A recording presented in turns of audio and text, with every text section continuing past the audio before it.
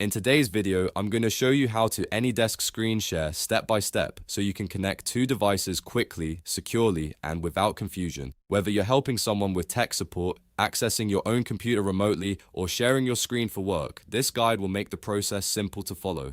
If this video helps, make sure to hit the like button and subscribe for more easy software tutorials just like this one.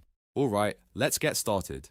First, before you begin, make sure both devices are ready. You'll want Anydesk installed on both computers or devices, and both should have a stable internet connection. Open Anydesk on the device you want to control or share from, and also open it on the device that will receive the connection. This is important because the connection process works best when everything is prepared ahead of time. If you don't already have Anydesk installed, download it from the official website and complete the setup first.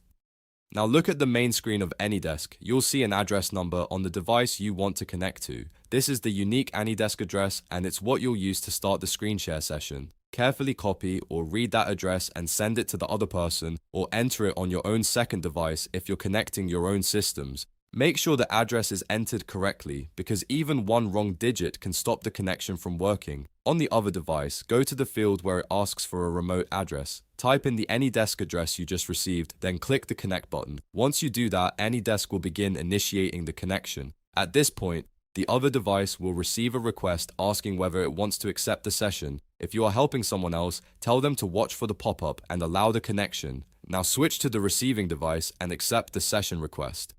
You may see options that let you allow screen viewing, control of the mouse and keyboard, or file transfer depending on your settings. Choose the permissions you're comfortable with. If you only want screen sharing, make sure the correct permissions are selected so the remote person can view the screen without unnecessary access. After that, click accept and the session will begin.